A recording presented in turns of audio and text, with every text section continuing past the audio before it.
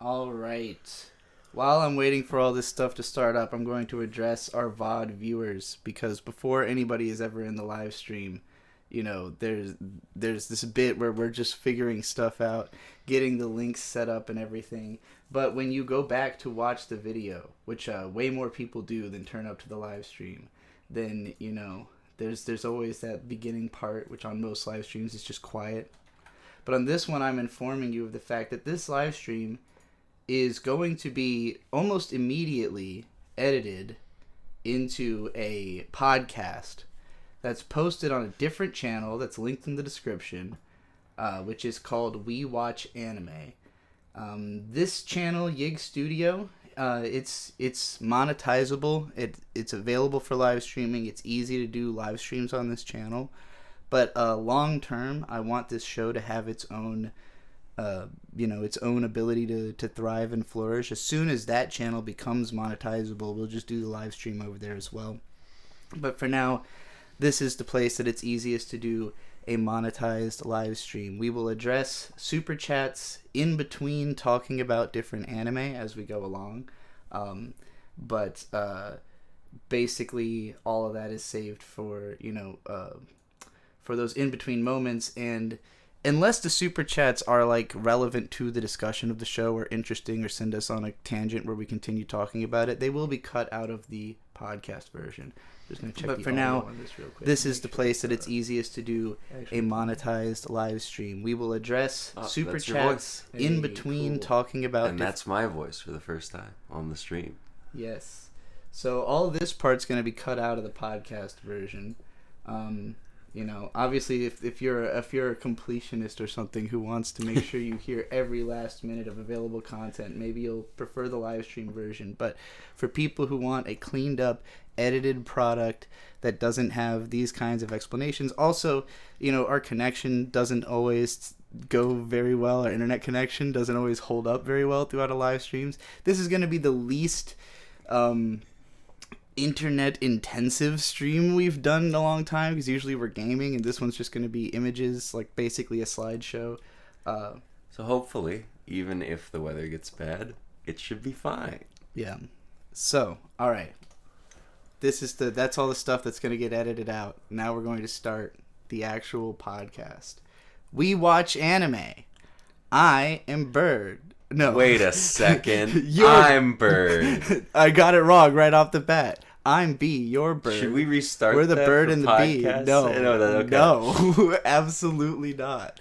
That's the exact kind of awkward, fumbling start you want to your new anime review, analysis, in-depth journaling of currently airing shows podcast.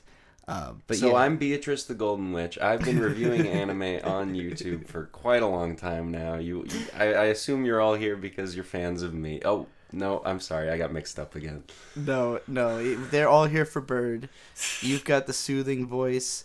You and I have been watching anime together for like 2.5 years. That's how long we've been together, so that sounds about right.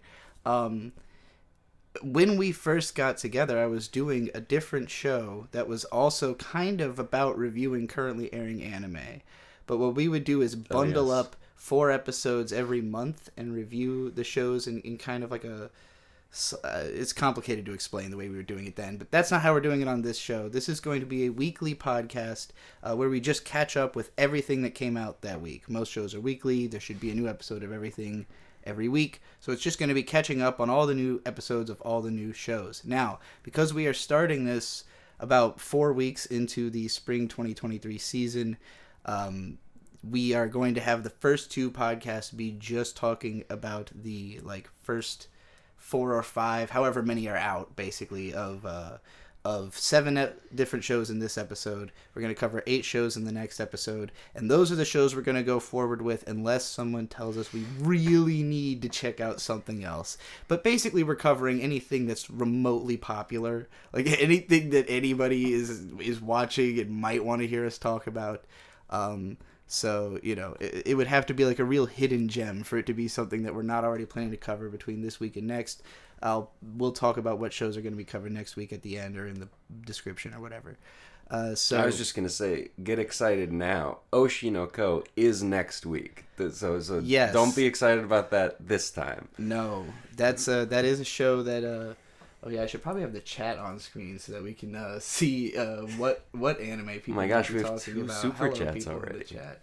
Yeah, we'll get to all that after we cover our first anime. I don't want to front load this with super chat. I understand. Talk. I'm feeling very grateful. Yeah.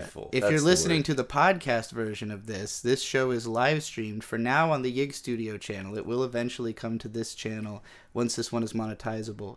But this being this for the live stream viewers being the we watch anime channel. This is the part that gets edited out of the podcast version. See, now you can really understand the meta of the 2 different versions of the show.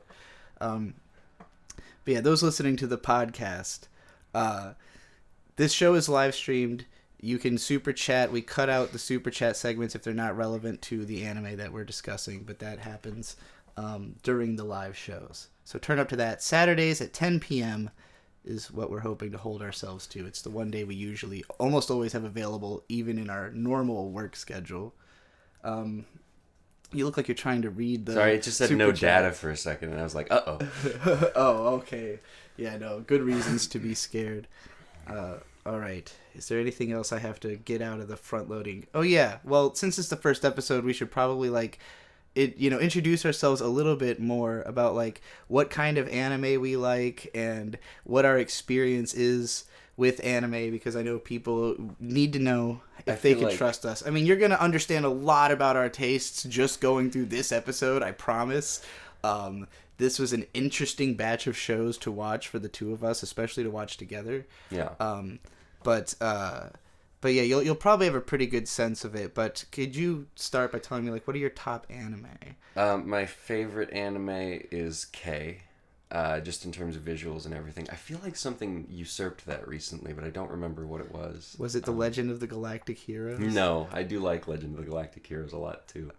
But that one gets a little hard to watch if you're watching it like we did. Yeah, we did marathon it pretty heavily because I had to make a video about it. Which you can check out here on the Yig Studio channel. Soul Eater. Soul Eater's really, really fun.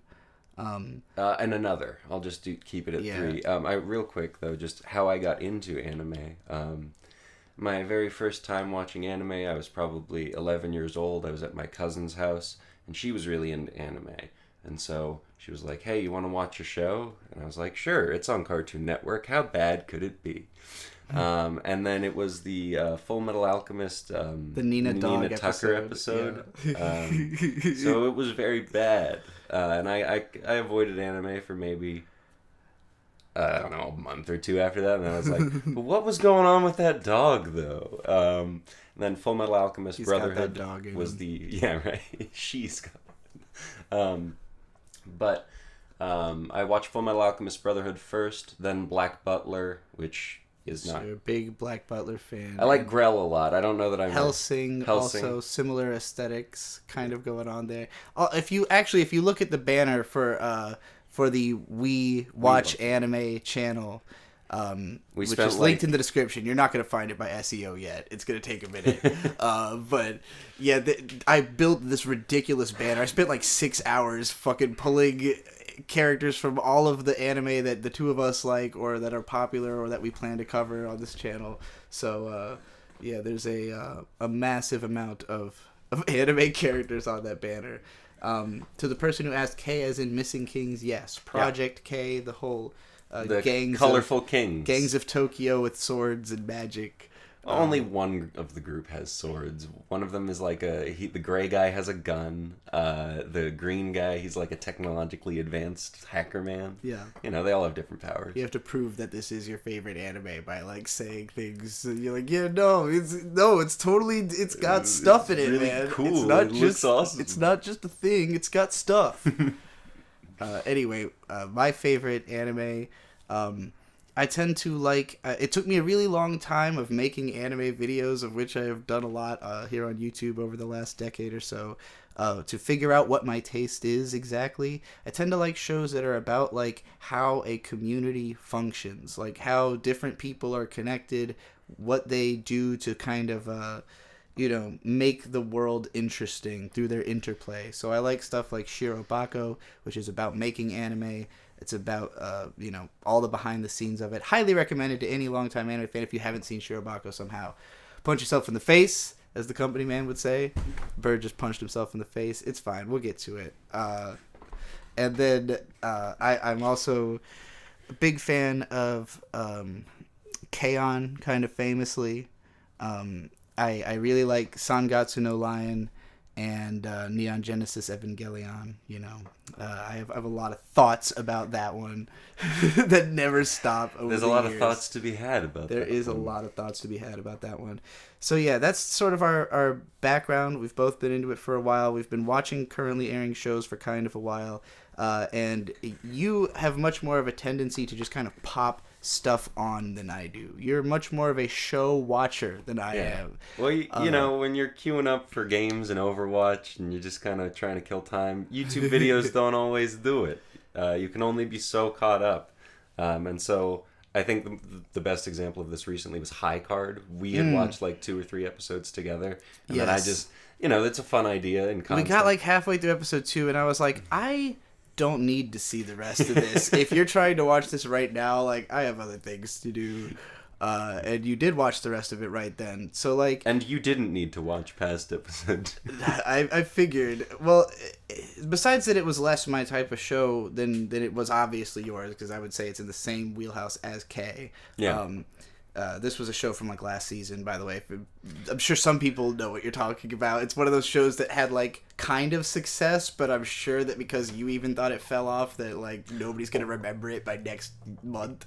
I hope it gets a second season. I don't think it fell off to the point of not being worth revisiting. Okay. It's just, it could have been cooler. That's it. It could have been cooler. But it being in K's wheelhouse, it's like, mystical power structures or power system that isn't really explained, but you just kind of roll with it for fun. Oh yeah, I'm like that's one of those where like fragments of it start coming back into my head. Like I can just kind of remember guys jumping and pew-pewing at each other. Yeah, so like they have cards. It was a really violent first episode. Wait, we're not reviewing High Card on this. That was last season. That is over and done with. Please, High Card, get a season 2 so I can talk about it. You like shows that are about like badasses that look cool, doing cool stuff in like a cool place. You are really good with lore, character names, keeping track of what's happening, plot, dense plot, stuff that I've always struggled with, which makes it very convenient to have you around when I'm trying to follow the plot in a show. Like something like Attack on Titan, that's a show that I don't know if I would have enjoyed it as much if I hadn't been sort of introduced to it by watching it with you and getting into it because you were able to like keep track of what the fuck is happening. Yeah, that one takes a lot of explaining if you kind of just drop yourself into the middle of it. Yeah. So yeah, and my taste tends to, again, towards like more emotionally driven shows. You're really going to see it when we get into what is probably my favorite show of the season. It might be yours too, I'm not sure, but it's a great case study in my taste. It's a good contender, yeah. So yeah, I think we've pretty much introduced ourselves and we should get into talking about the anime. Yeah? Let's do it. Probably. So the first thing is going to be Chainsawman. I really like Chainsawman. I was first introduced to it when you were doing the aforementioned show, but that was when the manga was out. Yes, so Cantent, we covered the entirety of the Chainsawman manga on this podcast show. So I'm not going to be talking about the manga very much at all, partly because that's the last time I read it, so I don't remember like enough of it to tell you what's different between the manga and the anime in depth. It's very similar. Yeah. But at the same time, there are definite tonal differences that make it feel... I would say there are certain scenes that I prefer the way it felt in the manga, certain scenes that I knew would be really cool in anime and were, and then it made it feel like the anime was worth existing, worth watching, and I do think it makes a good introduction. Like, if you... Because you watched the first season, and your reaction was basically, well, now I need to read this manga. Yeah. Which I kind of hoped would be the case, because Manga's always a hard sell to anybody to read a 20-volume manga. Like, no matter how good you think it is, no matter how good they think it is from the outside, they still have to commit to, like, I'm going to spend a few days of my life doing nothing but this. How many pages would you say is, like, typically in a volume? 200. Okay, so, on the drive to Philly recently, I read No Longer Human. You read that that's a long ass fucking manga. Yeah, it's like 300 pages, I think. Is that all? It looks huge. I read it in the span of like 2.5 hours. Yeah. So, and that's... You are a fast reader. You could probably read Chainsawman in a day if you really put your mind to it. But on the differences between what I've seen in the manga and in the show, the manga seems to do a lot better job of being very, very bleak because a lot of it doesn't have any color. And so I think, I don't know, just in like some of the stills I've seen from the manga, I honestly, it looks scarier that way to me. I think I find the anime to feel a little bit more bleak because of the colors, because it is so like gray toned and kind of sad in the way that it's colored. The manga, I would say the tone shifts more often. Like, it feels more different in different scenes. Like, the funnier scenes feel funnier. It's got a very punk rock atmosphere to it, and it's sort of sketchy and unkempt in a way that the anime is kind of like, so part of the thing about Chainsaw Man as well is that it's heavily influenced by film. There's lots of cinematic reference in the manga, and the anime seeks to kind of, you know, focus on that and make it a very cinematic experience, which works really well in certain parts where it's like really playing film homage, and that, you know, translates through back into it being film again. But there are certain parts where I feel like the manga is more deliberately ragged that just don't come through as much because the anime is so pretty. It's really beautiful. It's got lots of colors, lots of layers of... I say lots of colors even though a lot of it is like gray toned, but like lots of layers of colors, I mean. It's obsessively animated. It's got everything I had heard about this show leading up to it coming out. It's produced by MAPPA, who have done a lot of great anime, especially in recent years. They've been handling the last seasons of Attack on Titan as well. But it seems like they just pulled in basically every celebrity animator that exists because everybody wanted to be a part of Chainsaw Man. Everyone knows it's going to be a hit. Everyone wants to be attached to the franchise. The manga, even though it ends with a sequel announcement basically, and there's been like a bonus chapter since then, so it is intended to continue in some form. It's going to be a franchise. It's going to be a big deal.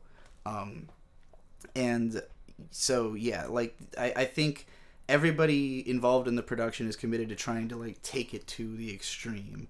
How do you feel about the way this show looks and feels as somebody who hasn't read the manga? It's one of the prettiest shows I've ever seen. I don't think I've seen better chainsaw animation before, ever. Nor will you. Or just even, it's the best chainsaw in media right now. I don't know. Yeah.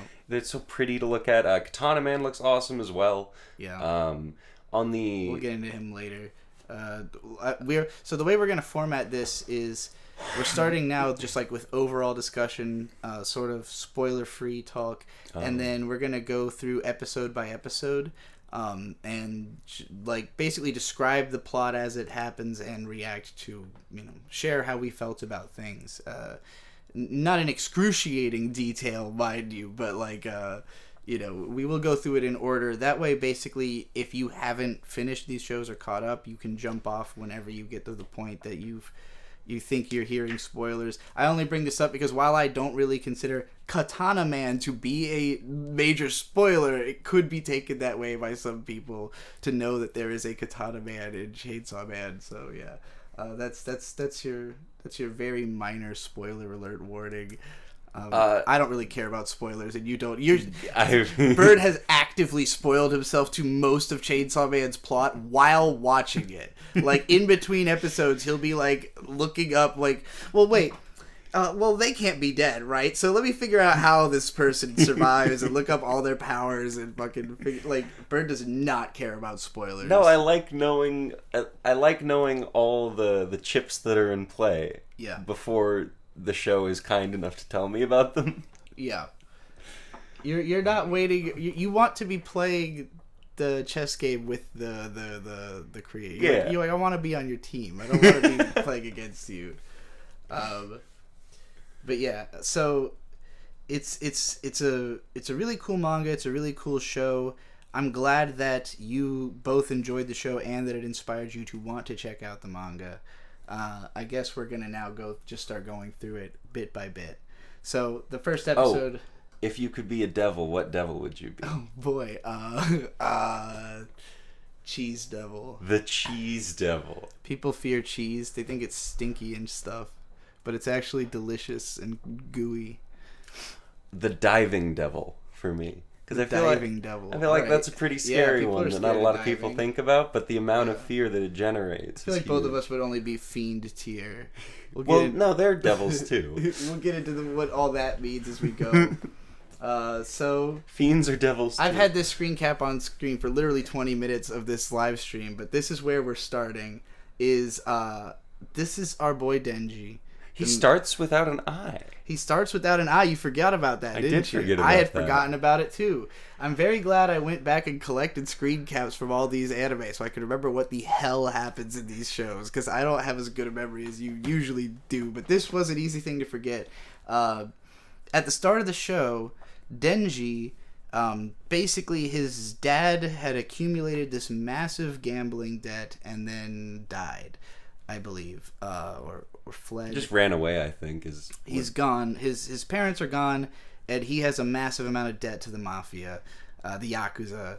The guy, the leader of the Yakuza, I looked up everybody's names. You're going to see some names on screen here in a minute, but the Yakuza boss is listed on Mal as Yakuza, so he does not have a name as far as I know.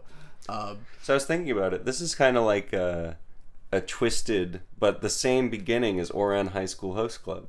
Yeah, it's very similar actually in that, well, both of them are about a character who is just destitute poor, who's grown up poor, who does not have any kind of understanding of what it would be like to have like power in society or any in kind Denji's of case have most basic regular necessities. Food. Yeah, anything at all. He is below. Denji is basically as on the fringes of society as you could imagine a person being. He starts off the show having sold his right eye and his kidney and one of his testicles, I believe. Oh my god. I wonder which one was worth the most. I don't know. I don't know if they're worth different amounts. It's I would assume they are. Probably. If I ever need to sell them. 'Cause, you know, I'm not trying to keep them around forever. Anyways, Denji, he has sold off all his body parts. He's working for the Yakuza. I'm going to move on to my next demon hunter. Slide finally. Holy shit. Look at that. It's Denji and the best boy Pochita. Yes. Denji and Pochita make around 300,000 from killing one devil. Now remember, he doesn't keep any of this money. This is all just going towards his debt. I accidentally forgot to hit pause on that last slide, so we're going to go back to that. Yeah, he's friends with a devil dog. Pochita is, I mean, he's a chainsaw dog. He's a dog with a chainsaw coming out of his face. We will learn later in this episode how they met and became friends. But this is Denji's only friend in the whole world is Pochita, a devil that he uses for his devil slaying job, something that other people are suspicious about. But you know, when you're at the bottom, what do you got? But a devil to work with. So that's what he's got. At least Pochita's okay with it. Oh yeah, Pochita is always having a good time. You never really see Pochita look upset about anything. He just seems chill. Well, sometimes Pochita like gets hit and he's like wounded. So this is the guy who's like, it's the debt his piece of shit father left when he died. He did die. He didn't run away. I see. But yeah. This is just the bit kind of goes on for a while in this first episode of just rubbing in how shit Denji's situation is. The other guy who works for this Yakuza doesn't respect him and is like, I'm going to get him to eat a cigarette for some cash. Nice. So this is Denji eating a cigarette. He does spit it back out a second later to show you that he has some dignity after the guy drives off, you know. But only enough dignity to spit it back out after having eaten the cigarette for... Well, you got to secure the bag. $10 or something. Yeah. You know, I know plenty of people who did things like this when I was growing up, who would like... I mean, I know plenty of people who could like do tricks with cigarettes and like flip them in and out of their mouths while it was lit, and like they could take a puff of it while it was on the inside of their mouths. That was pretty wild to watch. But yeah, I don't know that I've ever seen anyone eat a cigarette. I might have. You've eaten the cigarette? I've seen the lead singer of Foxy Shazam actually eat a lot of cigarettes. It's a mainstay part of his set. Anyway, I wonder if eating tobacco is better for you. To Denji, being normal would be a dream come true. That's where he's at in life. Yeah, just again, this first episode, I think for me, this is what put me off about the anime initially. Because the manga, you know, it is dark and depressing. Like you said, you even think the manga feels like a little bit rougher just because of like how fucking like gruesome the artistry is, I assume. Yeah. This version, like, it just felt a lot sadder to me. Like, Denji's situation in the manga, I guess, came off to me as, like, kind of comical how ridiculous it is, you know, like, how over the top his situation is. Maybe just because when it's panel for panel and it's just, like, hitting you with another piece of raw information every single frame, it's, like, you know, it feels a little different than when you're kind of stewing in it and really like atmospherically soaking in his life and really feeling like, man, it sucks to be fucking Denji, you know, like this is miserable. So yeah, that's it can't totally suck though. He's got a dog. That's true. He does have Pochita, who he found basically not long after having his organs forcibly removed because of his father's debt. He found a starving Pochita and told him, hey, you're a devil, right? You'll heal if you bite me, so bite me if you want to live. Even though he himself is dying, he was willing to sacrifice himself to Pochita, and that is why Pochita is so loyal to his buddy. So yeah, they have a beautiful relationship explored in this first episode, and the Yakuza 6A...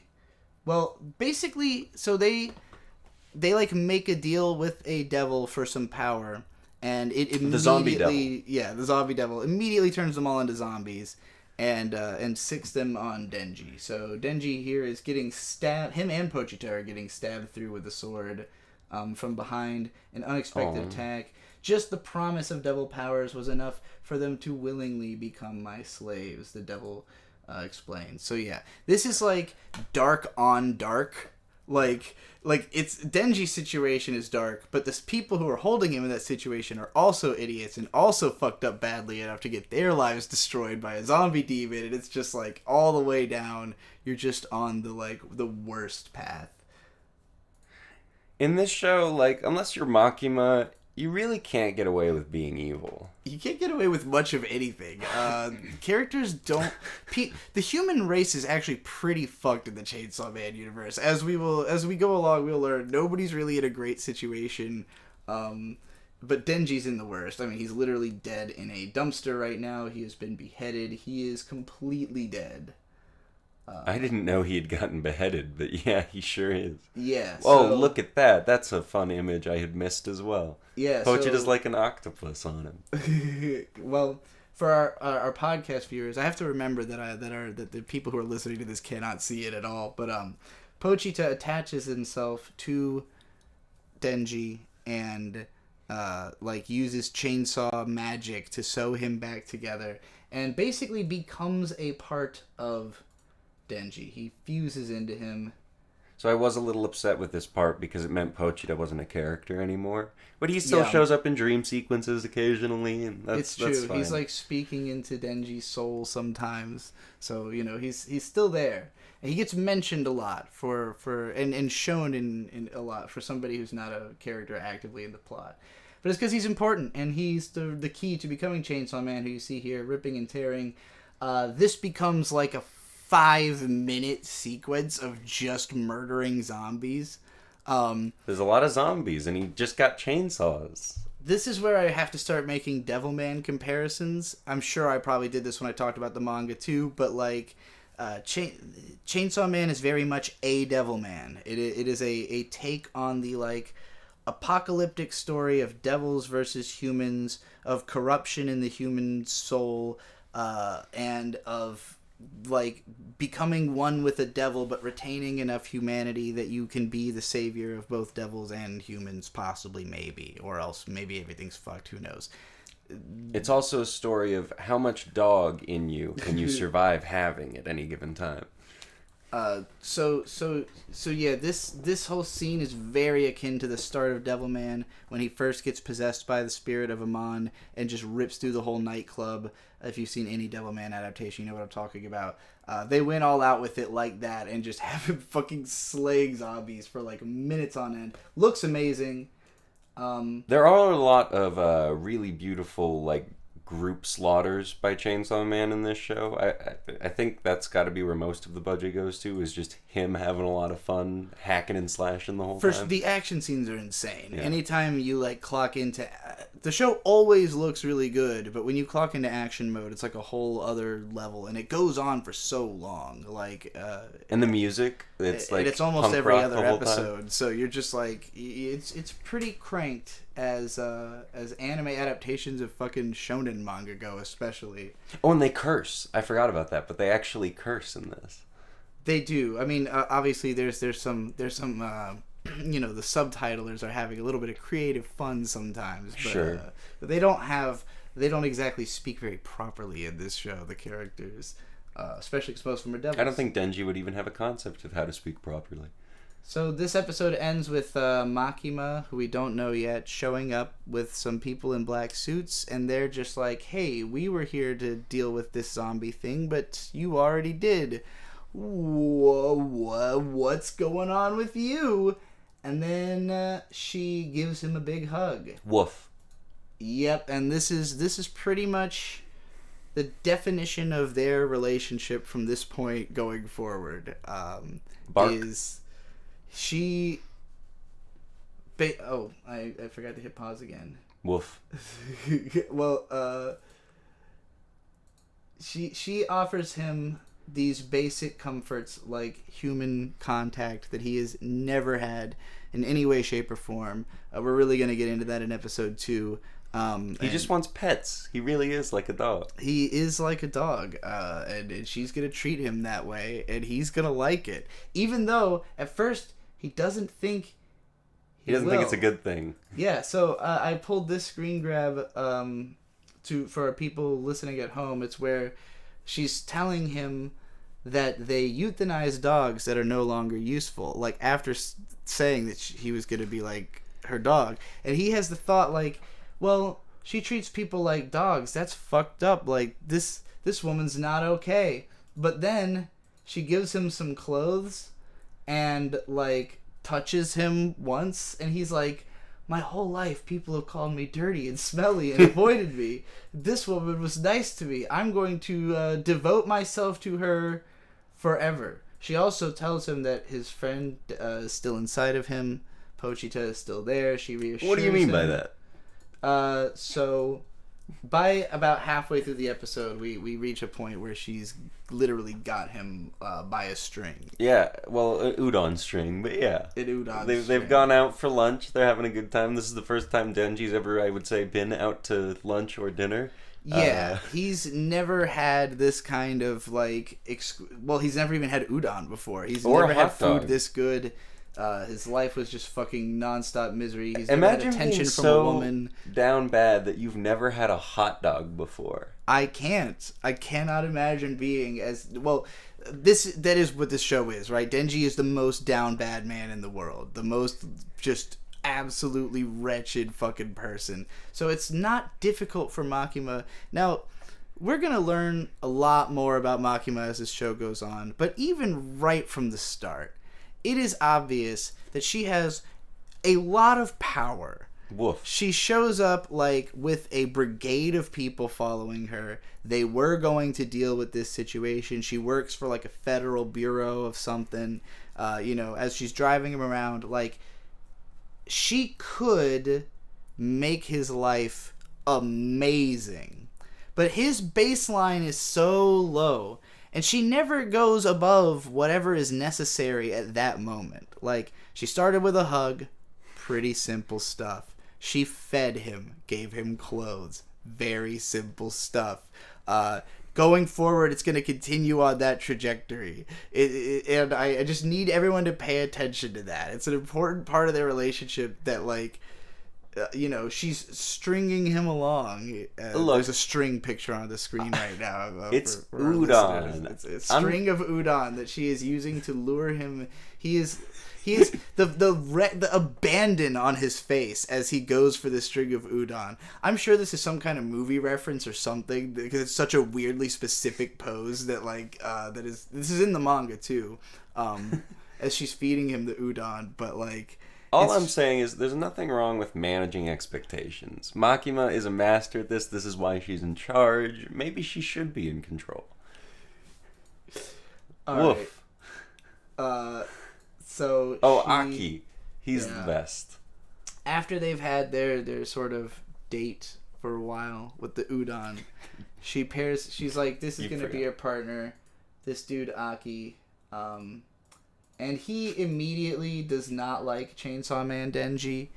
He's like, won't even look at him really. I think it's mostly because Aki is in love with Makima, and he can tell that Denji is in love with Makima. True, I think that's a big part of it. Well, it's also he's gonna tell us his problems actually with Denji in about a minute. So no worries about that. But yeah, he doesn't like him. He gives off major Sasuke vibes to me. Just by the nature of being like the dark-haired number 2 guy who's kind of better and kind of cooler and smarter. Death the Kid. But like, yeah, Death the Kid is a little bit more of a. He wasn't like a rival though, or like a necessarily like a good friend. Well, he was. Yeah, he was friends to them. He was trying to be better than them though.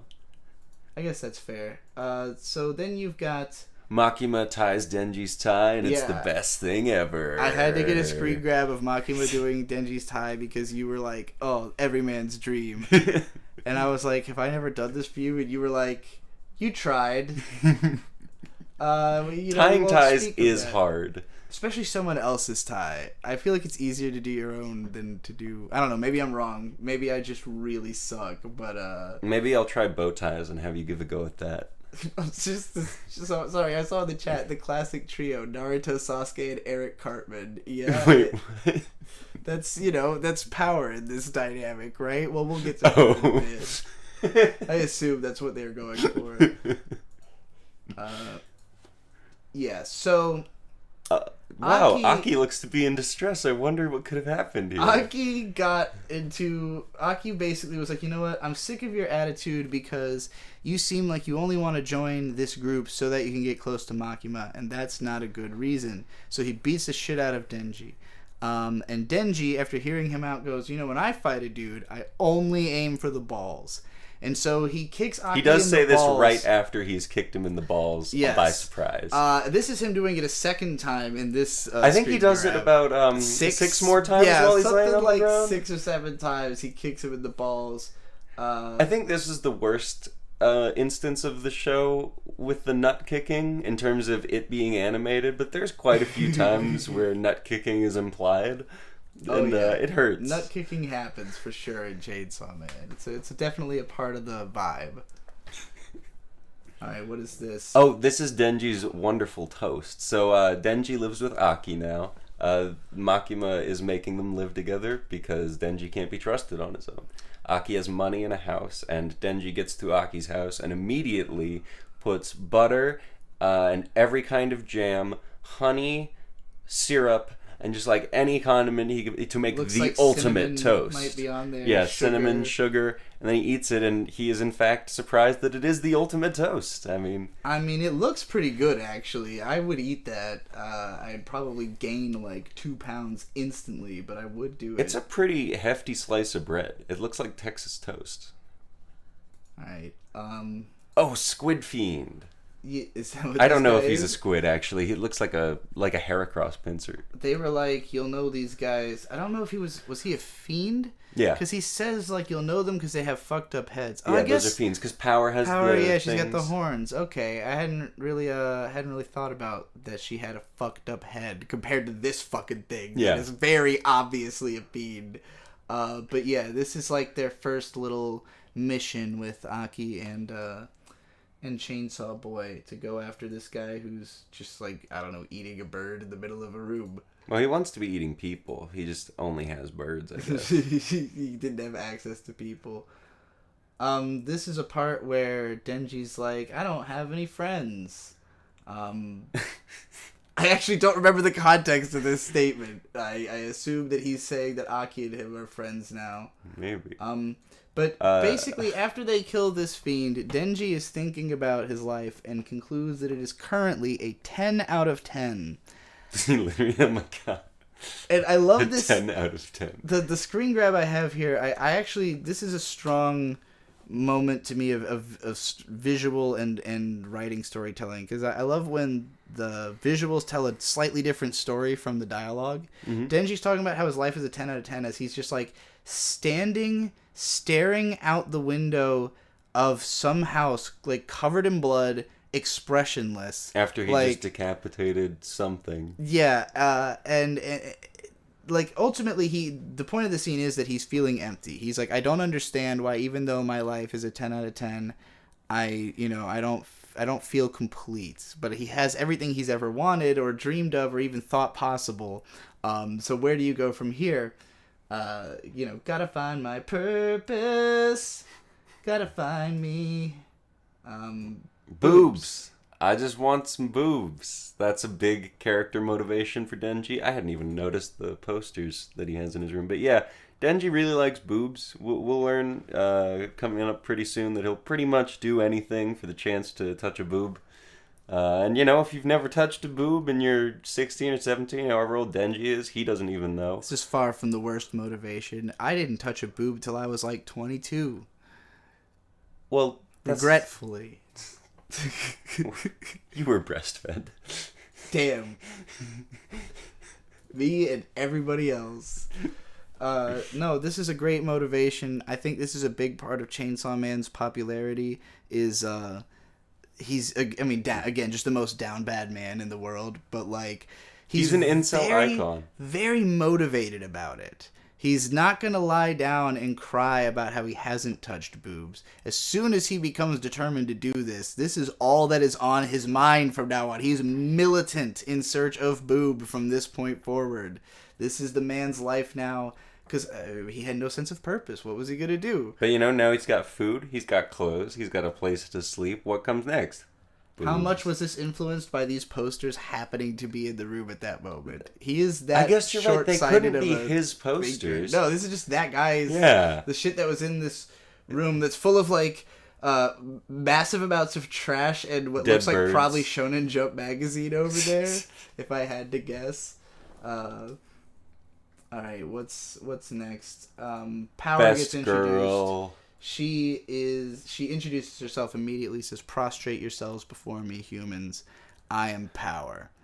She is not the Power. Yeah, so I was really confused about that at first. So she's technically not a demon; she's a fiend.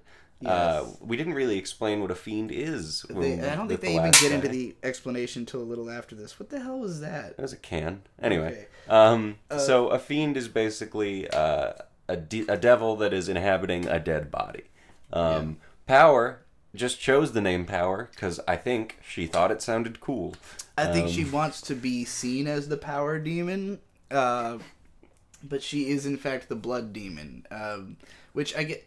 There's some sort of implication that you become a fiend when you're like less feared, right, or something like that. No, it's just that you're inside of a corpse. Okay. But your power level are less powerful, in general typically. is connected to how feared you are. As a devil, yeah. Yeah, okay. But as a fiend, that's not the case anymore? Fear still gives them power. It's just their power is not as strong as it would be in devil form in most cases. There are a couple fiends that does not apply to, that we'll get to. Fun fact, when you were initially reviewing the manga of this, I could not tell that Power and Makima were different people. You know, they've both got crazy eyes. And the same, almost the same color hair. Well, Makima's is darker. I guess in the manga it looks a little closer, more similar than, obviously the anime colors all the hair, so Makima's got, like, redder hair. But Power's voice actress is awesome. She seems like she's having a great time. Power herself is an insane person. She's not a person, so she's probably just a regular devil in terms of personality. I wish I had looked into the voice actors, because Denji has a really unique voice that I assume he's probably, like, maybe not a seasoned voice actor or something, just because he sounds so different. And I kind of like it, but yeah, Power's really fun. She is just immediately lovable, only becomes more so as the episodes go on. We'll dive into that. Let's see here. Yeah, the first thing she does is, like, basically she realizes that there's a target nearby, immediately runs off, just runs into the fray, makes a giant blood hammer, and balloon pops this fucking demon. It was the sea cucumber devil. Screaming, witness my accomplishment in a sea of guts and blood. I'm a big fan of the ridiculous Guro moments in Chainsaw Man. There's a lot of wandering around in viscera in this show. Yeah, it's incredibly fucking violent. So I'm not surprised that the anime took the somewhat darker tone that it did. Because, like, Chainsaw Man, I believe it published in Shonen Jump, which it can get dark. It has JoJo, or had JoJo before it went to a different magazine. But, like, it's had a lot of pretty dark manga. But Chainsaw Man is distinctly, like, adolescent. Like, it's aimed at, like, squarely 16-year-olds, I feel like. Just, like, if you're at the age where you're starting to think smoking looks really cool, Chainsaw Man is fucking right for you. If this had existed when I was that age, this would have blown everything else out of the water as, like, by far my favorite anime that had existed. It's crazy just how much action is in this show, how fun the characters are, how cool they look, and again the huge gore splattered spills, which might have scared me even if I was too young, but there's definitely a sweet spot of, like, it's more violent than, say, Naruto, which can get pretty gory. It can? There's, like, early on, like, there's people getting impaled to the chest. Do you remember how Haku dies, like, early into Naruto? Or, like, I guess, but there's not ever any blood. There's a huge amount of blood. Really? There's plenty of blood. There's a lot of blood in Naruto. There's not guts, usually, or viscera like this. Chainsaw Man is, like, gross out, over the top, like, ridiculous violence, especially in the anime where they can animate it and really give it that pop. This moment where she drops the hammer on this thing it explodes. Like, it helps that all the demons' guts are, like, technicolor purple, and all different shades and everything. I was thinking, because a lot of anime are making brand deals with games right now, like Overwatch just had a One Punch Man thing, and Fortnite has had all of them. So my brother Dr. Stone, he used to play this game called Viscera Cleanup Detail. And a crossover it would be if they did a Chainsaw Man Viscera Cleanup Detail, where you just had to, like, go clean up a devil site or something. That's really funny. Yeah, that would be a hilarious crossover. It would be the most unexpected but spot on perfect crossover imaginable. But yeah, this show, it's grotesquely violent. It's over the top. It's insane. Like, I want to compare it to, like, Psycho Pass when the people, like, explode from the Dominators, but it's actually even more gruesome than that. Well, like, there's not a lot of anime that are actually this, like, visceral, So, yeah, it's definitely up there as terms of, like, violent anime goes. Does Another have guts like this? I don't think it does either. I mean, it's got that umbrella scene, and there's the elevator thing too, but I don't think you really see anything other than blood mostly. Anyway. Yeah. So, all right, moving into episode 3. Power has a cat, or she had a cat named Meowie. She lost her cat right before she was caught by Makima and forced to work for this group. The Public Safety Bureau, I believe, they're called? or something division like or something like that. So she wants her cat back. That is the plot of this episode, pretty much. What a noble thing, you know? Just want your animal back. And, you know, Denji having had a dog, it's very understandable. Pet owners, they gotta stick together. This is one of the first shots that to me feels extremely Neon Genesis Evangelion, just because they're all not looking at each other on a train and it's all moody lit. It reminds me of one of the movies when they're like in the psychological mindscapes and shit, you know? I think Power looks a lot more cool and relaxed than any character in Neon Genesis Evangelion ever could. True. Both of them do definitely that. The characters in this are definitely like as cool as characters can fucking get.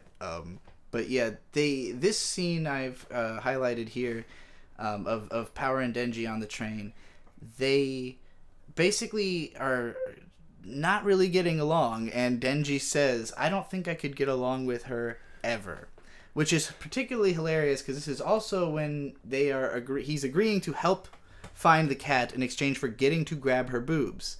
All he wants is boobs. She's got boobs. We can hook this up. You help me get my cat. But and they're not even her boobs technically, so it works Well, we'll find out about that. But yeah, Oh, no, because she's a fiend. Oh, there's some... You mean because they're just like the bodies... They're just some random girl's yeah, boobs. I guess so. She doesn't care about them. They're not hers. I never thought about it that way. But yeah, so he doesn't get along with her at all. He's only interested in her boobs. But of course, she leads him into a trap. It's a bat that is an eater of people, and especially like babies. And oh yeah, he goes on a whole spiel about like the correct order of things he's going to eat. I think the first one is like a child, and then it's like a pregnant woman, a middle or a fat man. Yeah, I don't know. This guy has like a whole list of stuff he wants to eat. Probably because he hasn't been out in the open for a while. Yeah, because he doesn't have an arm. He lost an arm to one of the devil hunters. He's really pissed off. This is another one of the... Chainsawman definitely is like as edgy as it can possibly be. But moments like this, it's almost edgy in like a checklist way, where it's like, all right, we got a demon here. Let's list off every single edgy thing he could say he's gonna eat, like toddler, pregnant woman, like anything you can think of that would be a shame for someone to kill specifically. He's gonna list it off. It is worth mentioning, right before the Bat Demon is introduced, Power and Denji are approaching the house they have to go to, and previously Power has said something to the effect of, "I can't be with you when we go up to the house because the demon is going to use is going to use Meowie as a human or a feline shield." So they get up to the house, and Denji goes to Power, "Hey, didn't you say you couldn't come up to the house?" And Power goes, "I did say something like that, didn't I?" And then she knocks him out. It was all a trick. It was all a trap. She was just bringing a human for the Bat Devil to eat so that she could get her cat back. She doesn't care about Denji. They're not friends.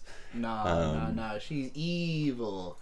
She's just like Bat, but not really, because he's obviously fucking... Well, so we're gonna learn. I mean, she's eaten a lot of creatures. When she met Meowie, it was in the circumstance of she's just consumed a bear, like cored this bear, essentially. I will say, I disapprove of how little Power eats of the things she kills. She could really, use all parts of the buffalo. Yeah, eat the whole goddamn bear. She really just kind of ate through the midsection of it. But she meets this cat and tells it, you smell really delicious for a cat, but you're really skinny, so I'm going to fatten you up first. Of course, we can tell right away she's going to end up falling in love with this cat. That's how it happens. You bring an animal home thinking you're going to eat it, and then it's too adorable. You can't do it. Oh, look at baby Pochi. That's adorable, too. Yep, so Denji realizes that he can relate to Power because the way she feels about the cat is the same way that he feels about Pochita and the amount of relief he felt when he found Pochita on a night when he thought that he had lost it. Also, specifically what it was, the Bat Demon Devil... I gotta figure out how to say devil instead of demon. The Bat Devil eats the cat because he is disappointed with Denji's blood, because it's not full human or whatever. Mm-hmm. And so I think this flashback is a result of the devil eating the cat, and then he relates to Power going, oh, well, I can't hold Pochita anymore. I don't want you to not be able to hold Meowie anymore. Right. Which is pretty cute. It's a nice moment. Bonding. Oh, this is a fun one. Unlike this moment where the bat demon, like, I don't know, there's a guy in a car that he's like, if you attack me, this guy's gonna die. And Denji's like, I don't fucking care about this guy at all. Throws the car. The guy manages to escape. This gets brought up later in an interesting scene where, like, basically Aki interviews a bunch of people about this incident, and one of them is this guy who's like, he said he didn't even care about me. So he just chainsawed right through my car. What's wrong with you guys? His moral character is being judged for actions such as this. Well, actually, Aki chose not to. Aki was judging him, but ultimately came to the conclusion that he's okay, and they're gonna keep using him. And the blood demon has this nice moment of realizing that blood is warm. Is warm and good, and makes you feel nice. She's only ever thought of it as, the way people live and die, as a construction of death, but it's also a construction of life. Oh, this is the start of episode 4. Also, it's a pretty natural transition between those two. So that means that, yeah, basically they beat Bat. He eats Meowie Power. and Power. Power goes in after Meowie. They're both just kind of sleeping inside of his stomach for a little bit until Chainsaw tears it all up and then carries her out of the guts in a scene that, again, kind of reminds me of Ava, but this time it's the part where he saves Rei, when Shinji rescues Rei in episode 5. Or 6, rather. But instead he's in guts. Instead of LCL fluid, it's a monster's inside. And what is LCL fluid if not weird, scientifically manufactured guts? Yeah. All right. So yeah, he's celebrating that he gets to touch boobs. He's doing a little dance, and then whoops, his arm got cut off. Where did that come from? Yeah. Turns out the Leech Devil is really upset about the Bat Devil being killed because they were gonna bang. The Leech Devil is apparently Bat Devil's bae. This actually reminds me of two things. One being Devilman, because in Devilman you have, like, the fucked up, weird, like, almost sexual monsters that always have some kind of, like, relationship or something going on that's, like, a little bit raunchy, you know? But even more than that, it reminds me of this series called Apocalypse Zero, or Kakugo no Susume, which I made a video about, called the most underrated anime of all time, because everyone hates it because it's full of these giant grotesque titty monsters and shit. But the one you used in your music video that one time? Yes. Oh, yes. Those are terrible. Yeah, I get it's why. It's fucked up and violent and intense, but it's not much more so than Chainsawman. I just think Chainsawman wrapped it up in enough of a package, and also has the Apocalypse Zero, most people have only ever seen the 2-episode anime adaptation that is very incomplete and doesn't give you much of an idea of what the fuck is going on. It's no Garzy's Wing. Nothing truly is. But no, yeah, this reminds me of that hardcore. If you haven't seen my video on that show, you should watch that video to determine if you would be able to stomach that. That's probably the only thing I can think of that's like a shonen manga that is actually more hardcore than Chainsaw Man. Like, in terms of just the sheer disgustingness of what you will see, it's close to the same, but a little bit worse. And then, yeah, so he fights the Leech Devil for a while, and ultimately gets his ass kicked. Just thrown all over the place. He does keep fighting. I mean, we do learn in this fight that if Denji loses too much blood, his chainsaws go back in. Yes, he needs to consume blood to keep his powers up. I don't think we learned that yet, but then, so his other arm gets cut off, he's running around, and then he cuts the leech with the little bit of chainsaw he still has sticking out of his head. It looks like things are over for him, and then Aki shows up, makes a weird little hand signal, looks at the leech through the hand signal, and says, "Yep," And then a big Naruto fox shows up and eats the leech devil. And the day is saved. Woohoo! I think he says kon. I think the monster's called kon. It's translated as yip. I'm sorry. Really? Yeah, but you are right. It is kon. So then, is that the end of the episode? I don't know. This is like midway through. Also, I'm gonna warn everybody that I've got the YouTube is telling me ads will run shortly for some viewers in like 30 seconds. Just letting you know. I don't know why it tells me. It does that every now and then. Does it like want me to warn people? I don't know. So yeah, right as you know, Aki does not show up alone. He's got his whole fucking squad with him, and we're gonna meet all these characters over the coming episodes. You've got Himeno, the eye patch girl. You can't really tell that in this screen cap I have on screen. Of all of them squatted up. Kind of just looks like she has a headband. Arai, who's the guy with the scar on his face. He is the least memorable named character in Chainsawman, possibly. Yeah, so he actually used to be named Chuck, but when he started his work as a devil hunter, he was like, on my missions, nothing's going awry. Oh, God. And Kobeni, who everyone knows and loves if you know Chainsaw Man, but you'll find out why by the end of the season. I don't quite get why yet. I mean, come on. Come on. We'll get there. Himeno is best girl. That might be true. So, here's where we're learning a devil hunter makes a contract with the devil so they can fight other devils. More importantly, Denji is recovering, and Aki has cut him up some really nice apples. Yes. I mostly wanted to fixate on the fact that Aki makes like little rabbits out of his apples when he's giving them to... It's the touches, the little... It's very cute. He's a very orderly person. Everything in his life is done to perfection. I know who Aki reminds me of. Who?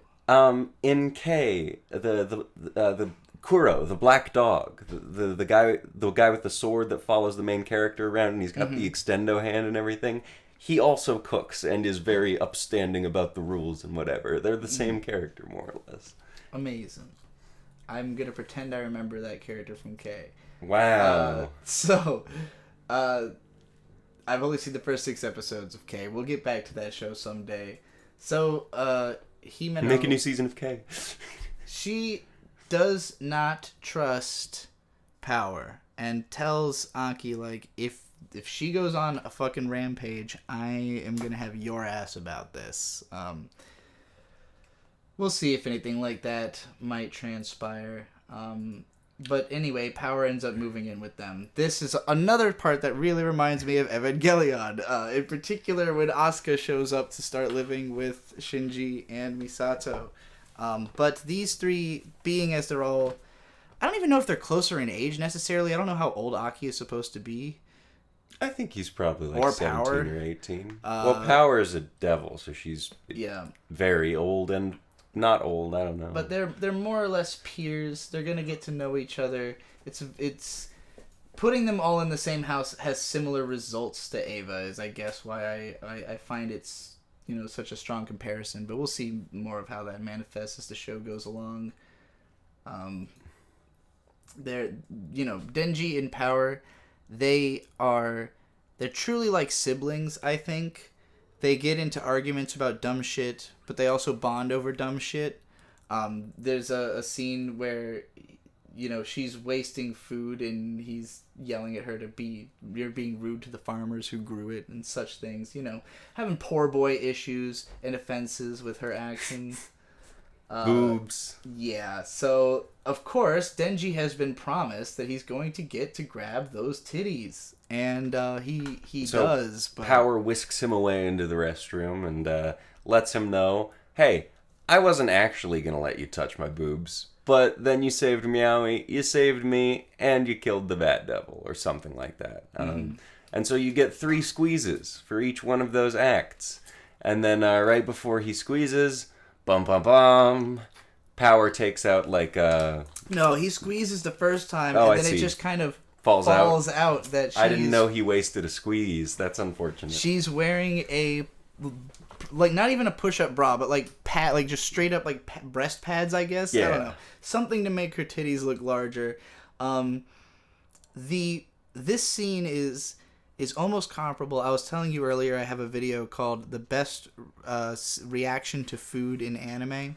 It's a scene from this movie called Only Yesterday where they eat this pineapple, and the family's never eaten a pineapple. They don't realize it's not ripe. So the whole scene is this long, slow reaction of all of them being like, oh, this sucks. Like, we got all hyped for nothing. Like, this is very similar in tone, but it's just one guy wordlessly, like, you know, finding out about breast pads, finding out how disappointing and deceiving, but also getting to touch boob, so kind of just like, what am I supposed to feel? Yeah. Like, I've been deceived, but he's touching boob, so he's not. But it's oh, this is so much. It's a perfect emotional storm, and it's a good warning, in my opinion. I think what's great about Chainsaw Man, what it communicates to the kind of like frustrated, down bad young men that might be reading it, is that like bitches be shopping.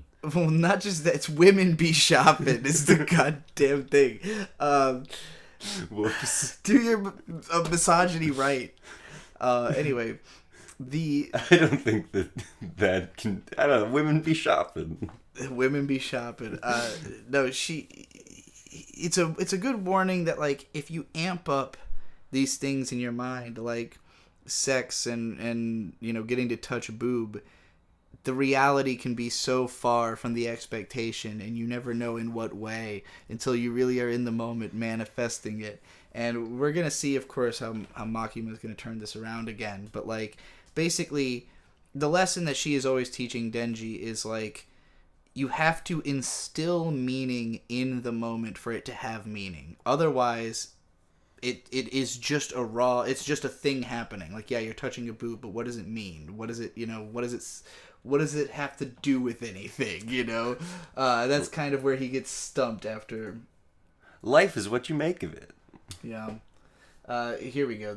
My next screen cap is of Makima saying, eroticism like that gets more pleasant the closer you are to the other person. And so she has this whole, like, she draws him in with some foreplay, like foreplay to the act of getting to grab a boob, so that when she puts his hand on her boob, it's like angels singing, choir, majestic moment. It's also a better boob than Powers. It's true.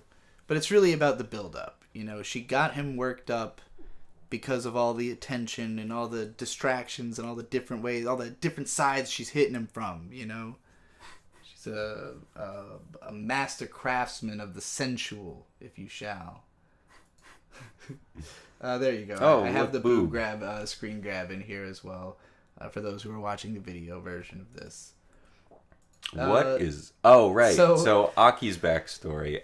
Do you want to explain? Yeah, sure. So it's not immediately clear it's Aki, but there's a kid. He's really upset that his little brother gets all the attention because his little brother is really, really sick. He keeps trying to ask his dad to play catch with him, and his dad's basically like, nah, fuck off. And then the little brother says, I want to play with my big brother. And so they run out, they're running around, they're having a good time. Well, at least the little brother's having a good time. Aki doesn't seem to be. Aki tricks the little brother into running home to get a ball, and then as he turns around to see the little brother walking into the house is demolished in a whirlwind by what we learn is the Gun Devil. Yep, and an attack that killed like 1.2 million people in the span of, I think, like 12 minutes or something, 5 minutes, I don't know. A very small amount of time, yeah. So Aki's got a tragic backstory. I gotta say, so this is a point in watching the show, like, I mentioned in the first episode that the kind of glum atmosphere at the start, like, had put me off of the anime as compared to the manga.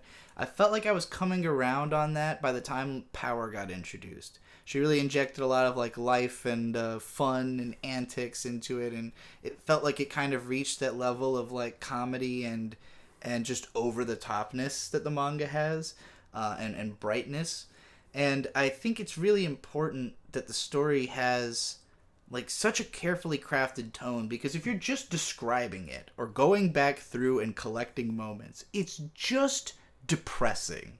Like, everything that happens, again, it's the darkest thing that could happen. It's like, oh yeah, Aki's backstory, he's like literally just playing with his adorable little brother. I didn't even show any of that. Don't want to open the wounds. You don't need to see the cute little kids having a good time for like 2.5 minutes before the brother just gets away in a Gundam.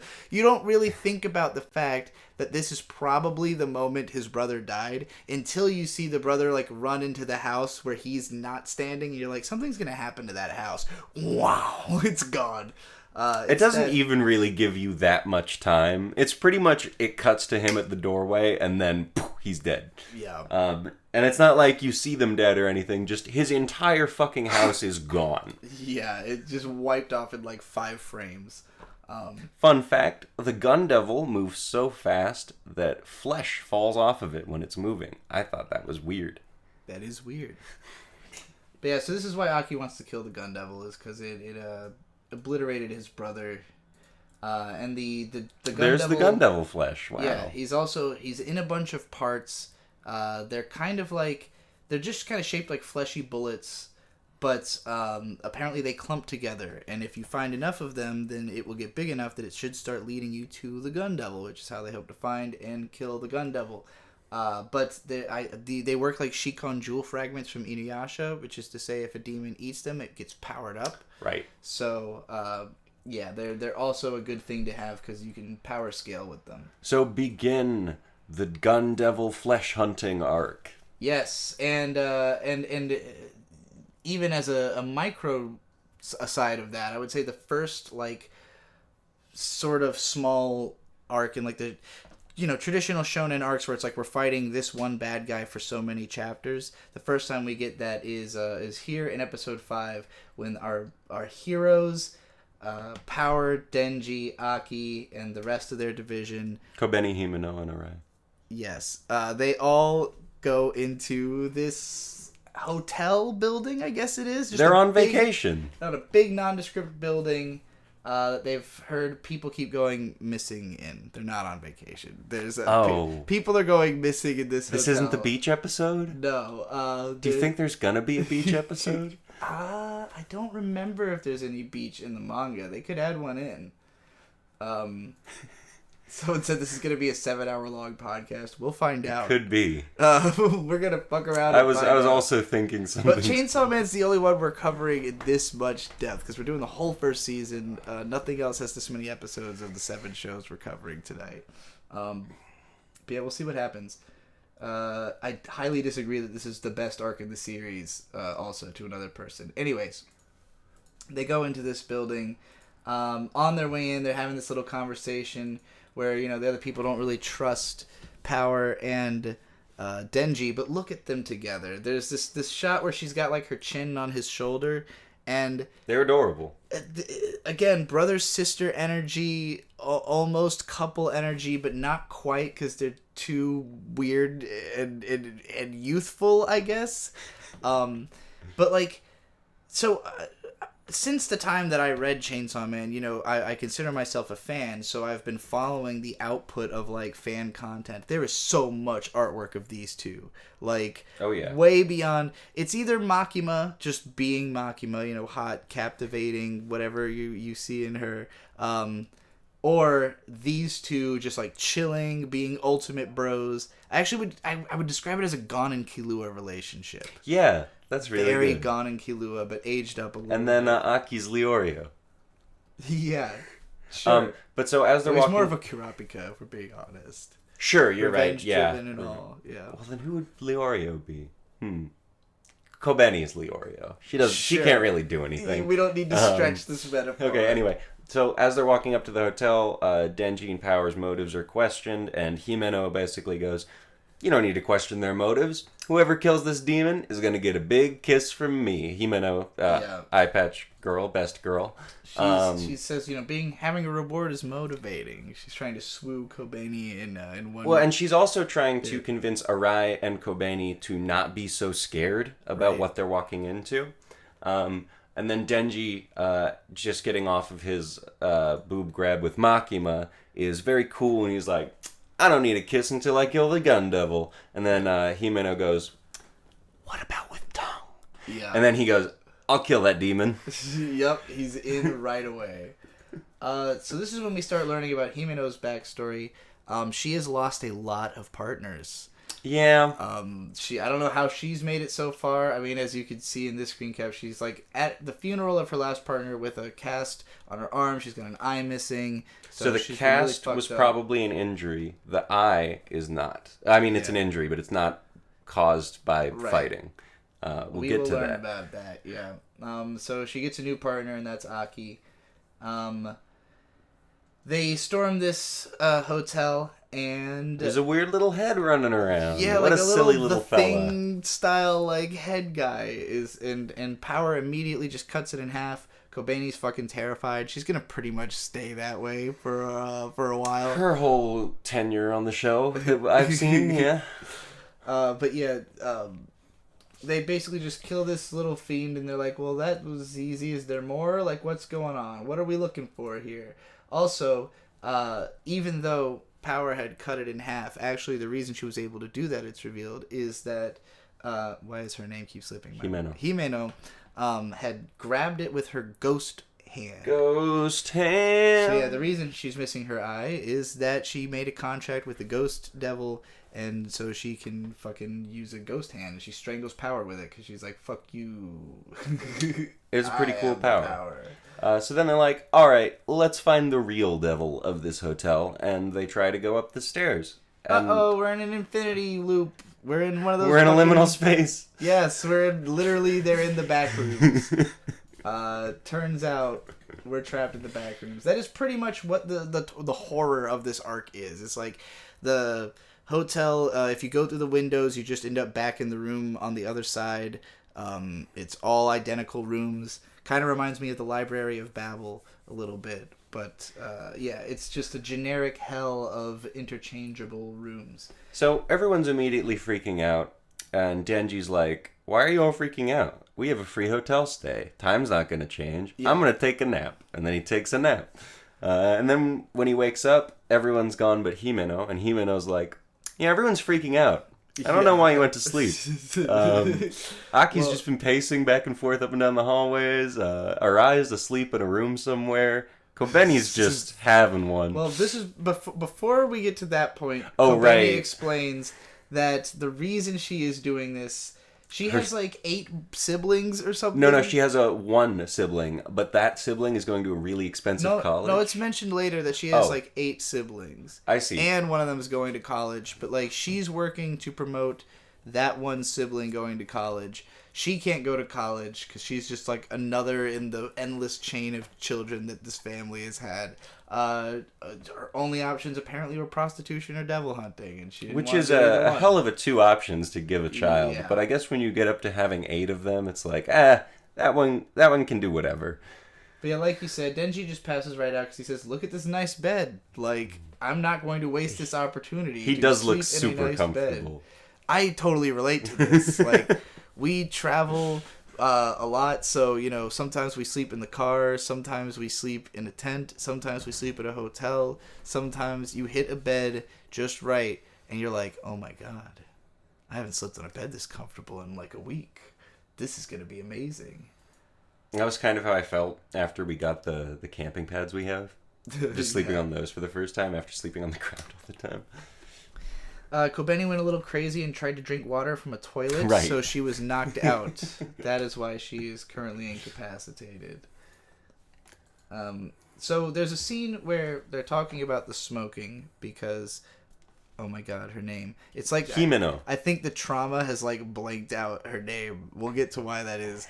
Himeno, she's a big time smoker. And a joker. She's always got a cigarette. She has convinced Aki to smoke, and apparently he makes some kind of deal with her at some point that like she will only smoke with him or something. I don't. He says something to that effect. But anyway, I see. Well, he smokes without her all of the goddamn time, so I don't know. Her stance on smoking is that it's nice being dependent on something. I thought this That's was how she keeps her cool. Take. Yeah. You know, you don't hear a lot of people try to justify like smoking. the bad thing that they do that way. Especially, like, calling it a dependency and being like, I like being dependent. Well, it's not just that she likes being dependent. It's also that she is a devil hunter and she knows she's not going to live too long. That's true. That's a big part of this arc as well, is just reminding us that, like, these people die really easily. But, yeah, I think I relate to this sentiment, so I wanted to capture this moment. Just, like, I'm somebody who always tries to avoid, like, overdoing anything, but at the same time, like, I spent a very long time, for instance, drinking Mountain Dew religiously for like 13 years. And it was that sense of like, I know this is bad. I know it's, I know it's going to probably eventually have real health risks for me. But it's like one constant thing I always understood that was present and ready for me, That's how I feel about black coffee. Yeah. It's not as bad as, say, Mountain Dew is, but I growing up, I drank a concerning amount of black coffee. I would have like 2 pots of coffee every day of high school. And now, I don't know, this is my first I'm having a cup of coffee now for the first time in like, I don't know, 4 days. It's like a feeling of like, hey, maybe nothing good will happen today, but at least I'll have a cigarette. Yeah, at least I'll have a cup of coffee. I know I'll enjoy the cigarette, I think that's kind of where she's coming from. Honestly, sometimes I feel that way about like a cold glass of water. It could be anything, honestly. Everyone's dependent on water. So there's a scene where Aki, no, not Aki, where Himeno at some point lost a partner, and the woman, I guess, who was dating that partner of hers finds her in the street, slaps her in the face, is just like, fuck you, you got my husband killed. Aki follows that woman and secretly sticks some gum to her clothes. He's very proud to announce. Yeah. It'll be frustrating and she won't even know about it. Until she tries to wash it or something. Himeno just bursts out laughing at this very juvenile and innocent... I didn't understand the end game of this one either. It's, it's just easy revenge. That's a theme that's gonna come back for us. But yeah, he took very easy revenge on that woman. Oh. I had not caught that. I don't know if he says that phrase or not, but he might. It's definitely called back to. So another thing that's called back to a lot throughout this arc is that Himeno explains that devils, they do not fear the demon hunters who are the strongest or the best. They fear the craziest ones. And I love this. I think this more or less applies to real life as well. Like, people who are predictable are always less scary than people who are unpredictable, because you never know what's going to happen.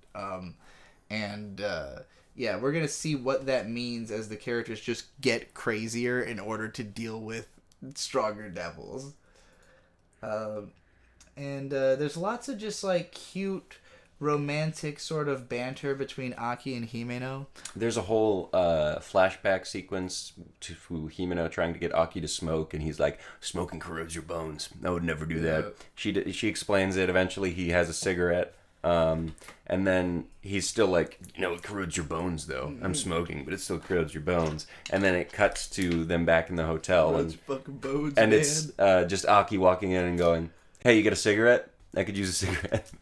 And then there's a cute little scene where Himeno gives Aki her cigarette. The one that she is currently smoking. Which is the last one. To Denji is an indirect kiss. Oh, you're right. Upsetting. That was a kiss! Yeah. Denji's so funny. Why is he getting kisses earlier? He didn't kill the demon. Aki walks in and basically goes, hey, so bad news and bad news. We're still not out of here. And we killed a demon, right? It's getting bigger. So they all run out into the hallway. And it's growing like The Thing. It's very The Thing-esque, the stuff that's going on. That's probably Kobeni seeing the demon. She's saying get eaten, because the demon, it grows and it says to them, just feed me Denji and I'll let the rest of you go.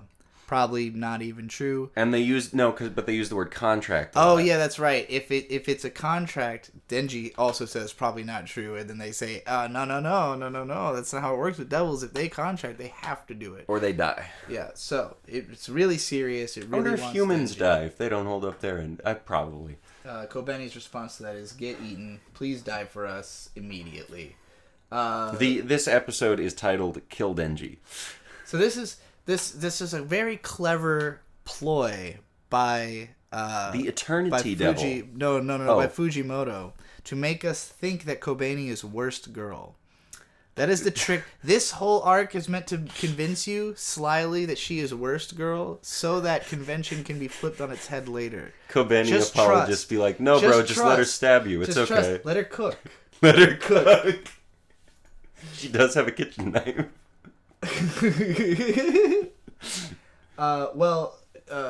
Power is also willing to throw Denji away, but because she wants to... She has come up with... Well, actually, this isn't... She hasn't come up with what it is yet. She's come up with the idea to have a Nobel Prize. And once she does that, she'll become the leader of the world.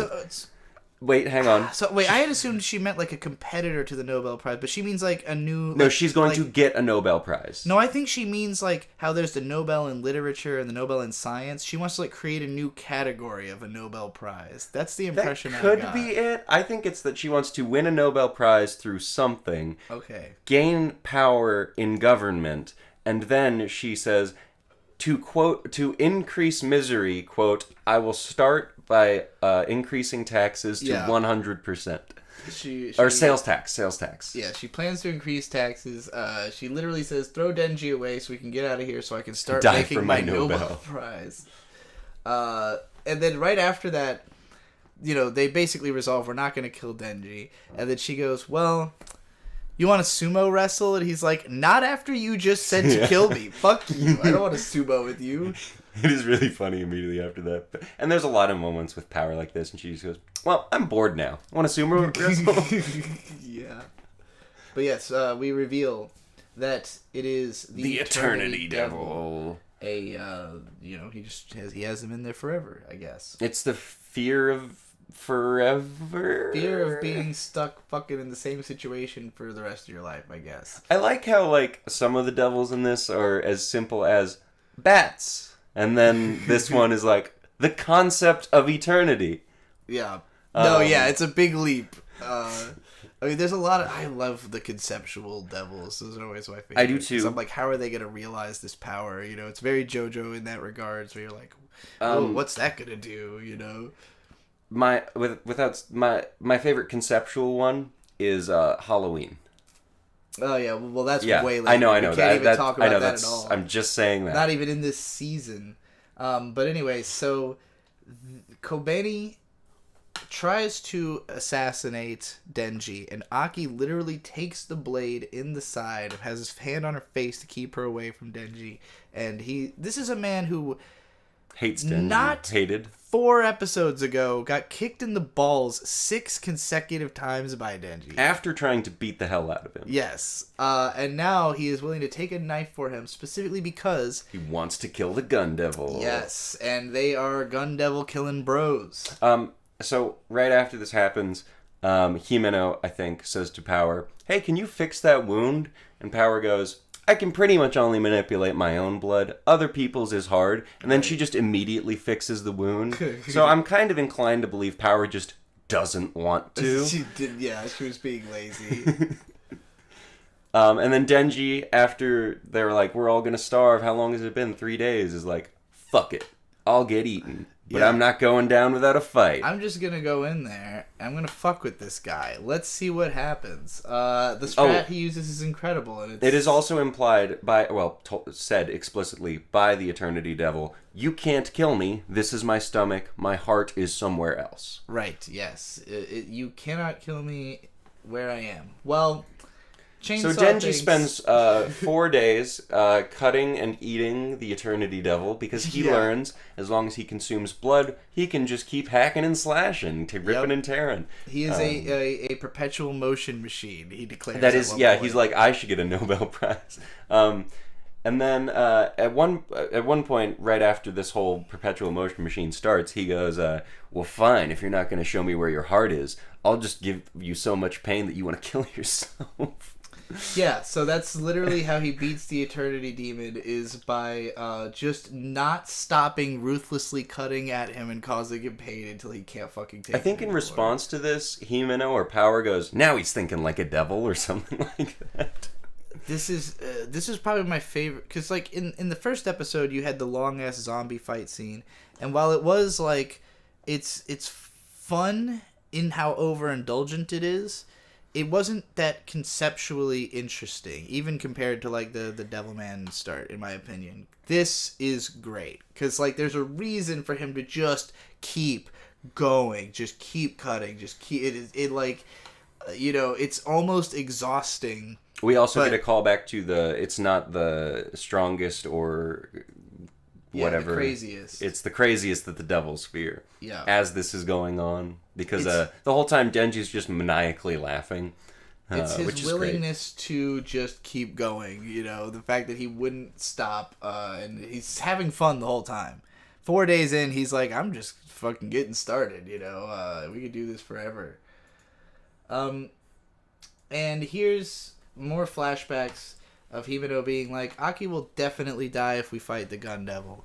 But now that she's watching Chainsaw in this moment, she's like, maybe this guy could possibly do something. After all, he does get the Eternity Devil to offer up its heart and say, please kill me. And then they all walk out, drained and they all lived. Dejected. Yay. Everybody lived. But Kobeni and Akai, I think is his name, Arai, are immediately traumatized by their thinking own about quitting decisions, like the fact that they almost offered up Denji's life and then were saved by him.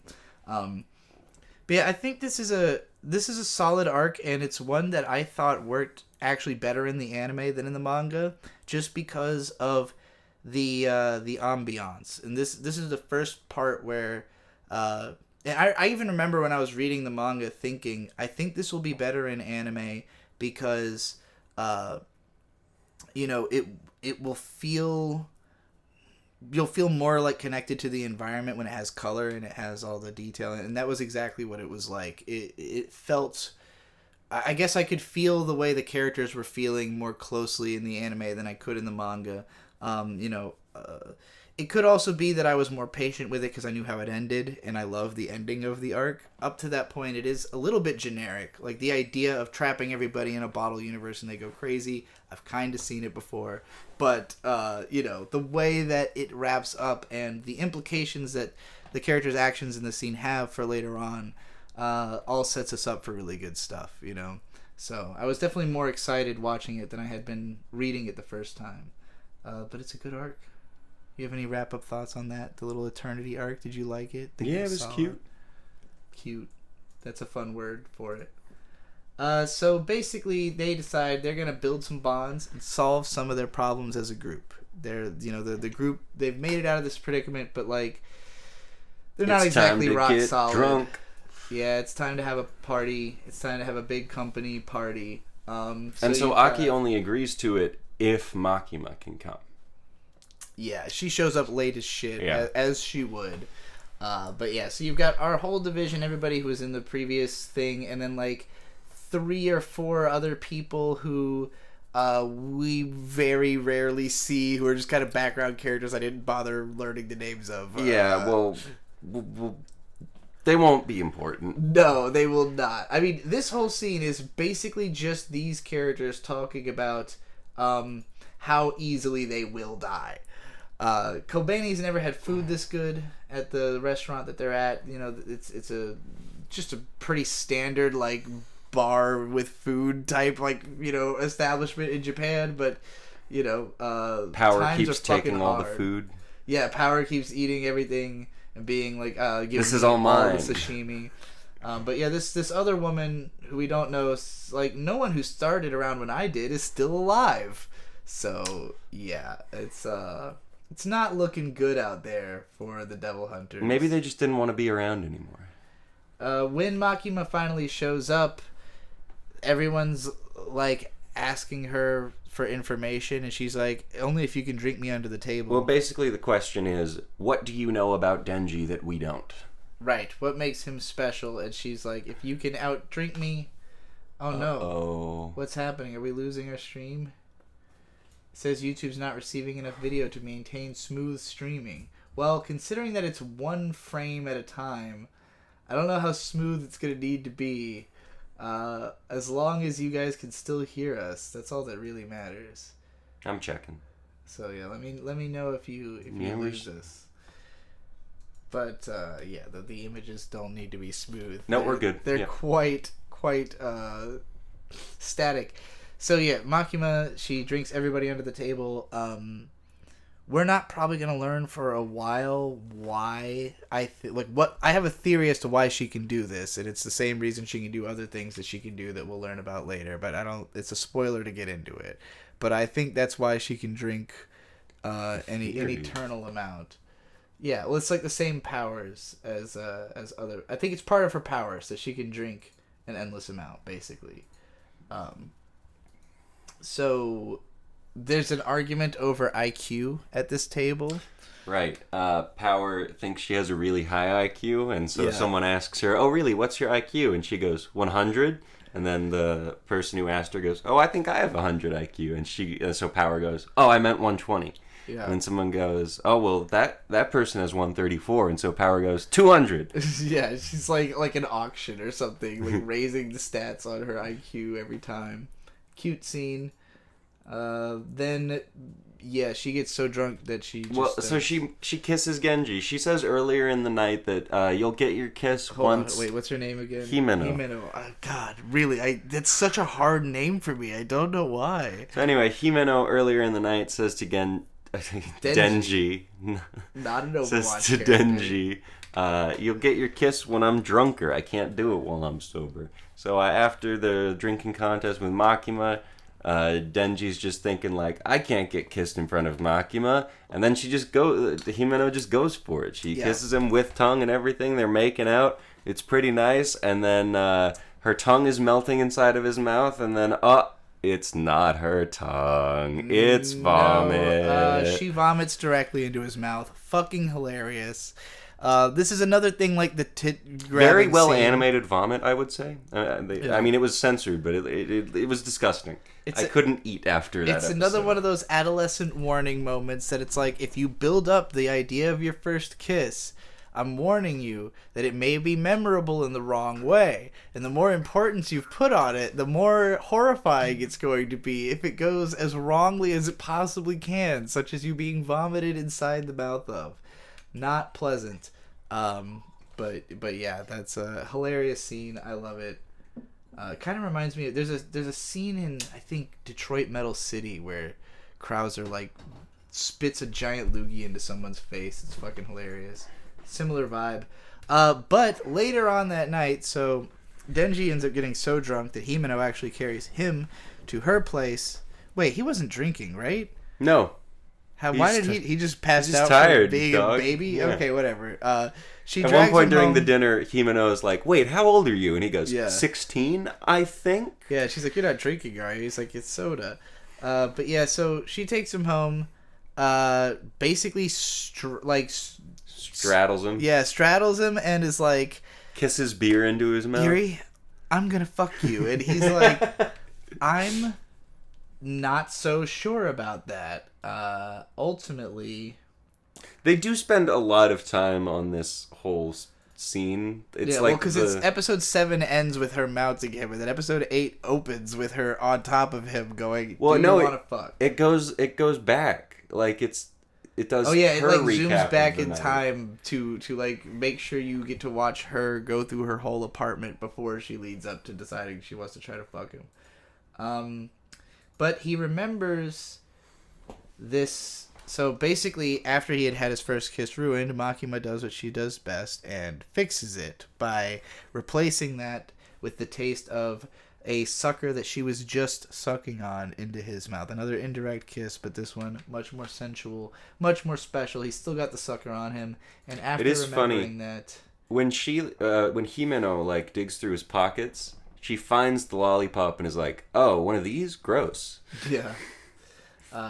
But yeah, he ends up sleeping on the floor. She's all spread eagle on the bed, looking quite nice. Yeah, Himeno was best girl. Himeno was hot. She may be the town bike, but that doesn't mean Wouldn't take a ride.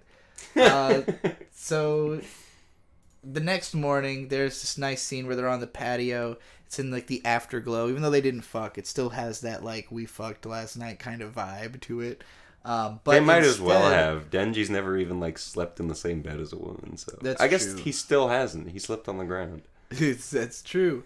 They make an agreement very similar to Toradora for the people who've seen that, where he says, "I'm gonna help you get together with Aki. You help me get together with Makima." I missed this part. That's cute. Yeah, they're gonna help each other get with the people that they like because they because they're boys or they're bros. They're bros being bros. And then we cut immediately to Makima getting fucking brained on a train. Yeah, Makima and her 2 bodyguards. Everybody on the train. Like no, it wasn't everybody. Yeah, the train car. Like everyone in her car is just like swept through and assassinated. I see. What the fuck? Yeah, it's an How did this make you feel as someone who hasn't read the manga? Well, immediately it's like, well, Makima's not dead. Just, right. I mean... That was my feeling in the manga as well. I was like, well, there's gotta be a reason. It's so... it's actually so unambiguous and sudden that it can't possibly be true. Yeah. Like, because normally the rule is, like, if it happens off screen, it doesn't count. It happens very on screen. But... Well, it's too much on screen. It's too on screen. It's too sudden. It doesn't make enough sense in the narrative because it feels like there's so much unexplored with Makima. Yeah, it's hard to truly buy into it, but you do watch like 20 other people get gunned down with her, so it's kind of like including Arai and all of the people we met. We'll get to that. Oh, okay. Don't worry. Yeah. There's so. You said the scene was like a scene from Breaking Bad? Yeah, there's a scene in Breaking Bad where Walter White has to kill the previous employees of... Or rather, the previous employees of Gustavo Fring's drug empire, who are all now in prison, and he's paying off still. So he kills them all in the span of like 2 minutes in 10 different prisons, and it's set to music, and it's all soundless and stuff like this. Oh, no, it's not soundless. Okay. No, I mean, it's set to music and you hear the screams. Okay. But it is very reminiscent, or rather, this scene is very reminiscent of that. This scene, it's guns, of course, but You're not going to get a gun in a prison. No, but this basically, you just get like a montage of pretty much anybody who doesn't seem like an important character getting gunned down in the streets by random people who've been employed by the Gun Devil. Pretty shocking, pretty cool stuff. And then the Katana Devil shows up right after that. It is worth mentioning this is not the Katana Devil. This is the grandson of the Yakuza boss that Denji was working for, who has merged with the Katana Devil like Denji has merged with Chainsaw. Okay, yeah, so he's a similar... That's why they have the same type of body thing going on. Okay, that makes sense. You've read the manga. Do any other like hybrids like this show up again? Or is it pretty much just these two? I do believe there are more. Cool. But yeah, so... Katana Devil, he's the Yakuza boss's grandson, and his granddad took him to fancy places with really good food when he was young, and he basically sees Denji as like uncultured swine that killed his granddad for no reason, and he needs to fucking die about it. Yeah.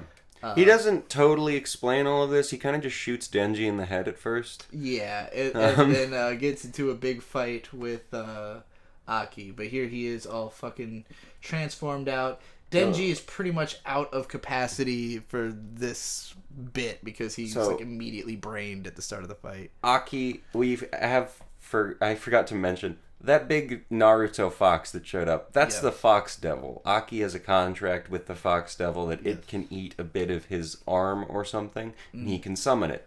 So Aki summons the Fox Devil to eat this guy, and then Katana Devil cuts the Fox Devil in half. And so that doesn't work out.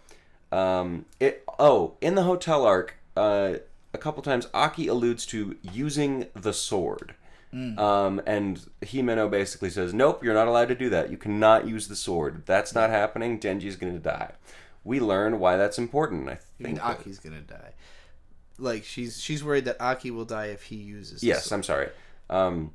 So he uses the sword in this fight against the Katana Devil. And so it's a sword from the Cursed Devil, and basically he has to point the sword at whatever he wants to stab it with, say a word, and then the Cursed Devil flicks the sword at the person. Yeah, it's like a pin almost, and it like flicks it through their body, and I think counts to 3. Counts down from 3, and then it puts a curse on the other person. Which has a crazy then the Cursed Devil visual. just like bites him and tries to kill him or something, and it almost works. It looks really cool. I'm very happy with this segment because it's the first time we've had like a hard break from reality like moment. Like, I mean, it just kind of goes to dark, and then like a creature comes out. It's kind of like a summon from an RPG or something. Like, just a moment where it seems like we've gone into a parallel universe for this guy to be like cursed for a moment. And there's going to be a lot more shit like that as Chainsaw Man goes on, so it's important that it looks cool, and it does. All the CG in this show is very, very well done. Very well integrated. So he killed someone back there. Aki is getting fucking chopped open by the Katana Devil. Okay. They have a big fight. Aki curses the Katana, but it's not enough to beat him, and ultimately he fucking cuts Aki up. So then Himeno steps in and says, basically asks the Ghost Devil, "Hey, help!" And the Ghost Devil says, "Not on your life." And then Himeno says, "Bet, I'll give you my life." And then the Ghost Devil shows up, and Himeno is slowly disappearing, and it's really sad, and it sucks. Yeah, the Ghost Devil is just crazy. It's like a giant face on a giant neck covered in flowers, and then a bunch of hands for legs that come out of the base of the neck. Weird looking fucking monster. So the Ghost Devil shows up and is kind of doing work, and then this weird girl in a red... I have a screen cap of Himeno disappearing, which is a really cool sequence. It looked cool in the manga too, but it's like her body's really being like it's like whisked around. Away. Yeah, like her arm just goes like, and then her shirt's all flapping in the wind. It looks really cool in animation. It's depressing as hell. Yeah, it hits. And then so as the Ghost Devil's doing work, a girl in a red hoodie shows up and says, "Swallow it whole," and eats the Ghost Devil. A giant snake shows up and eats the Ghost Devil. If the Ghost Devil's already a pretty large devil, the Snake Devil looks fucking like massive, kaiju sized comparatively, and it just snaps this thing's fucking head off right away. So the second Himeno has made her sacrifice, it is instantly undone by all appearances. Didn't even have to do it. Pretty grim, pretty dark, pretty sad, but at the last second, one of the ghost's arms floats over and pulls Denji's pull string chainsaw start. We haven't mentioned that either. The way Denji turns into a Chainsaw Man is the only thing that really shows that he is part devil. Is he's got like a pull cord, a ripcord hanging out of his chest. It has been shown to be able to revive him multiple times at this point. Himeno also used it in the hotel arc when he was losing steam. But yeah, if he passes out and he has enough blood, just pull the cord and he'll be fine. I'm curious. So somebody in the chat said Himeno's death did nothing for them. Completely wasted character. I agree. You feel that way too? Yeah. I wish she stuck around for longer. She was a good character. I think she was wasted. I do think she ends up feeling a little bit like a plot device in the fact that she shows up, and at first she's mostly there to characterize Aki, and then she's kind of there to further Denji, and then she's gone. But at the same, on the flip side of the token, her point was